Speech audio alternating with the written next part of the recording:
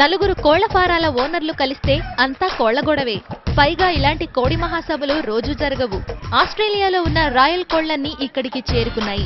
రకరకాల కోళ్లు ఇక్కడికి పోటీకొచ్చాయి. హైబ్రిడ్ ఉన్నాయి, దేశవాళీ ఉన్నాయి. కోడి జాతులన్నీ కలబోస్తే ఇదిగో ఇట్లాంటి కోడి తయారవుతుంది.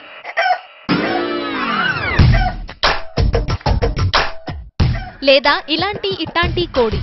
ఈకల రంగు, కాళ్ళు, వయస్సు, కోడి బరువు లెక్కవేసి కోడికి మార్కులు వేస్తారు.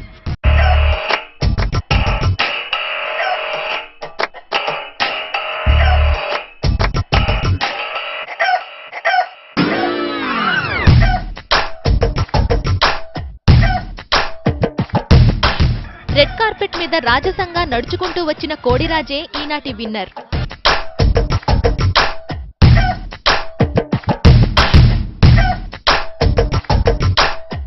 పుంజును సెలెక్ట్ చేసిన తరువాతే కోడిగుడ్ల నెంబర్ వస్తుంది.